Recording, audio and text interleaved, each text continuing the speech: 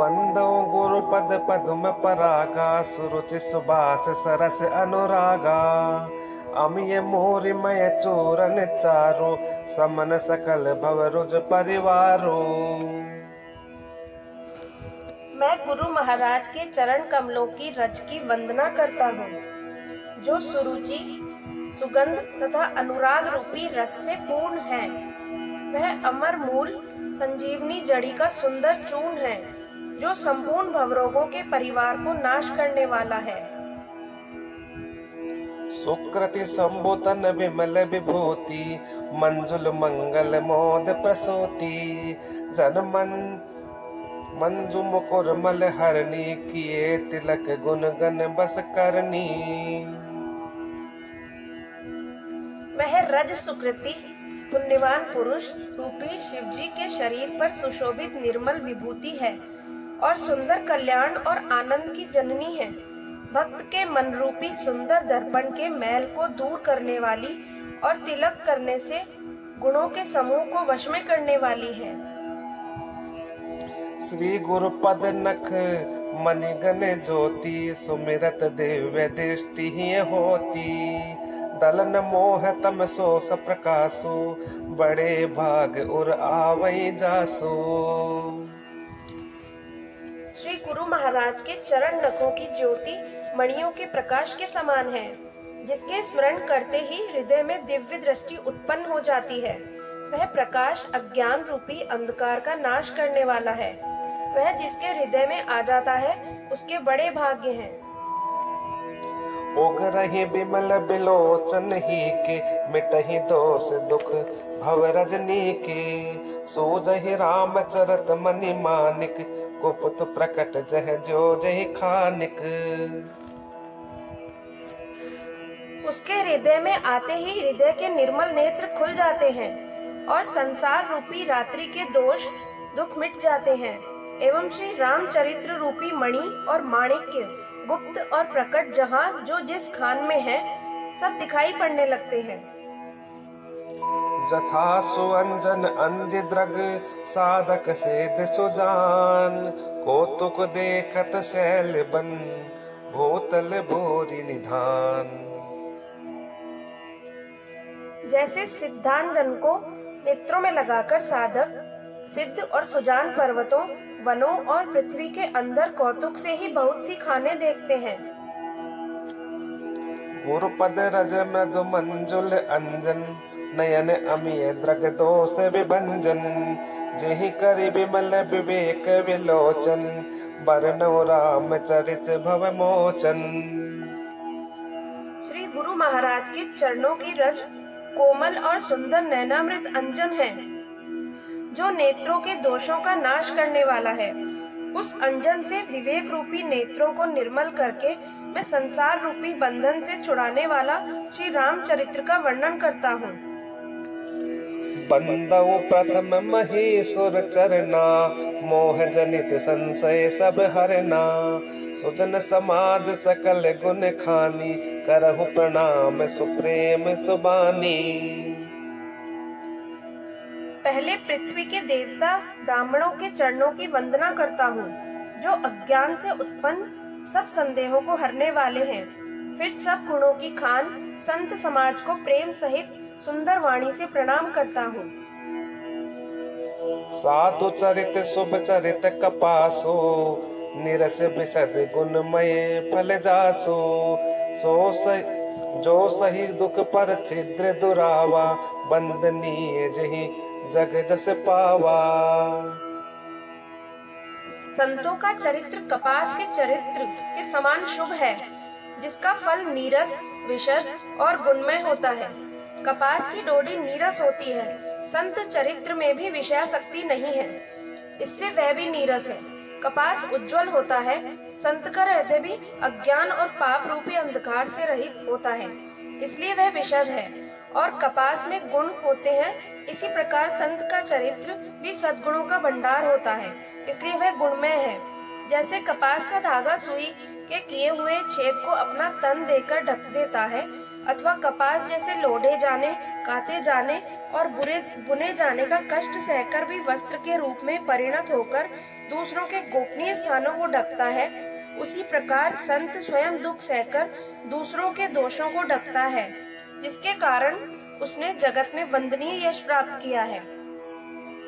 मुद मंगलमय संत समाजो, जो जग जंगम तीरथ राजो। राम भक्ति जह सुर सरि धारा, सरसई ब्रह्म विचार प्रचारा। संतों का समाज आनंद और कल्याणमय है, जो जगत में चलता फिरता तीर्थराज प्रयाग है, जहाँ उस संत समाज रूपी प्रयागराज में राम भक्ति रूपी गंगा जी की धारा है और ब्रह्म विचार का प्रचार सरस्वती जी हैं। विधि निषेध मय कलिमल हरनी, करम कथा रविनंदनी बरनी। हरिहर कथा विराजति बेनी, सुनत सकल मुद मंगल देनी। विधि और निषेध रूपी कर्मों की कथा कलयुग के पापों को हरने वाली सूर्य तनया यमुना जी हैं और भगवान विष्णु और शंकर जी की कथाएं त्रिवेणी रूप से सुशोभित है, जो सुनते ही सब आनंद और कल्याणों को देने वाली हैं। बटो विश्वास अचल निज धर्मा, तीरथ राज समाज सुकर्मा। सब ही सुलभ सब दिन सब देशा, सेवत सादर समन कलेशा। उस संत समाज रूपी प्रयाग में अपने धर्म में जो अटल विश्वास है वह अक्षयवट है, और शुभ कर्म ही उस तीर्थराज का समाज है। वह संत समाज रूपी प्रयागराज सब देशों में सब समय सभी को सहज ही में प्राप्त हो सकता है और आदर पूर्वक सेवन करने से क्लेशों को नष्ट करने वाला है। अकत अलौकिक तीरथ राओ, देई सद फल प्रकट प्रभाव। वह तीर्थराज अलौकिक और अकथनीय है एवं तत्काल फल देने वाला है, उसका प्रभाव प्रत्यक्ष है। सुनि समुझहि जन मुदित मन, मज्जहि अति अनुराग। लहहि चारि फल अछत तनु, साधु समाज प्रयाग। जो मनुष्य इस संत समाज रूपी तीर्थराज का प्रभाव प्रसन्न मन से सुनते और समझते हैं और फिर अत्यंत प्रेम पूर्वक इसमें गोते लगाते हैं, वे इस शरीर के रहते ही धर्म, अर्थ, काम, मोक्ष चारों फल पा जाते हैं। मज्जन फल पेकिए तत्काला, काक होहि पिक बक उमराला। सुनिया चरज करे जनि कोई, सत्संगति महिमा नहीं गोई। इस तीर्थराज में स्नान का फल तत्काल ऐसा देखने में आता है कि कौवे कोयल बन जाते हैं और बगुले हंस। यह सुनकर कोई आश्चर्य न करे, क्योंकि सत्संग की महिमा छिपी नहीं है। वाल्मीकि नारद घट जोनी, निज निज मुख निकही निज होनी। जलचर थलचर नभचर नाना, जे जड़ चेतन जीव जहाना।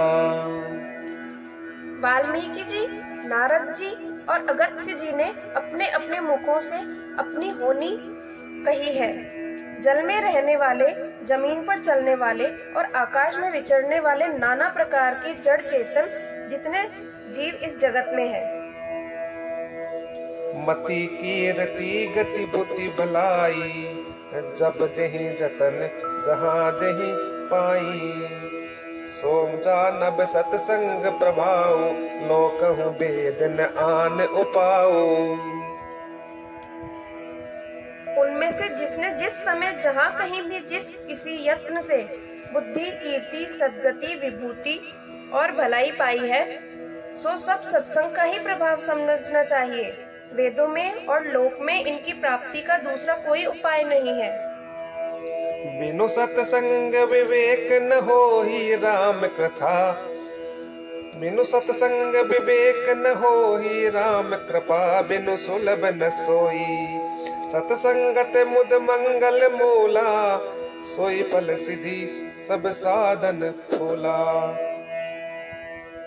सत्संग के बिना विवेक नहीं होता, और श्री राम जी की कृपा के बिना वह सत्संग सहज में मिलता नहीं। सत्संगति आनंद और कल्याण की जड़ है। सत्संग की सिद्धि ही फल है और सब साधन तो फूल हैं।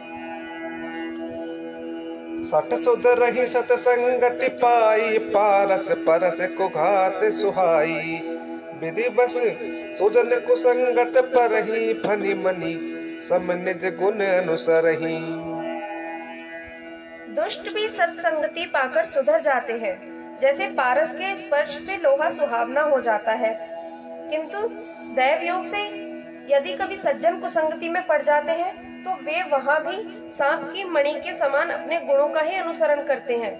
अर्थात जिस प्रकार सांप का संसर्ग पाकर भी मणि उसके विष को ग्रहण नहीं करती तथा अपने सहज गुणों प्रकाश को नहीं छोड़ती, उसी प्रकार साधु पुरुष दुष्टों के संग में रहकर भी दूसरों को प्रकाश ही देते हैं। दुष्टों का उन पर कोई प्रभाव नहीं पड़ता। विधि हरि हर कवि को विद बानी, कहत साधु महिमा सकुचानी। सो मोसन कहीं जात न कैसे, साक बनिक मनि गुण गन जैसे। ब्रह्मा विष्णु शिव कवि और पंडितों की वाणी भी संत महिमा का वर्णन करने में सकुचाती नहीं है। वह मुझसे किस प्रकार नहीं कही जाती, जैसे साग तरकारी बेचने वाले से मणियों के गुण समूह नहीं कहे जा सकते। बंदो संत समाज चित, हित अनहित नहीं कोई। अंजलि गत शुभ सुमन जिमी, सम सुगंध कर दोई। मैं संतों को प्रणाम करता हूँ, जिनके चित्त में समता है, जिनका न कोई मित्र है और न शत्रु। जैसे अंजलि में रखे हुए सुंदर फूल, जिस हाथ ने फूलों को तोड़ा और जिसने उनको रखा, उन दोनों ही हाथों को समान रूप से सुगंधित करते हैं। वैसे ही संत शत्रु और मित्र दोनों का ही समान रूप से कल्याण करते हैं। संत सरल चित जगत हित, जानि स्वभाव स्नेहो। बाल विनय सुन करी कृपा, राम चरण रति देऊ। संत सरल हृदय और जगत के हितकारी होते हैं। उनके ऐसे स्वभाव और स्नेह को जानकर मैं विनय करता हूँ। मेरी इस बाल विनय को सुनकर कृपा करके श्री राम जी के चरणों में मुझे प्रीति दें। मंगल भवन मंगल हारी, द्रवहु सुदशरथ अजर बिहारी।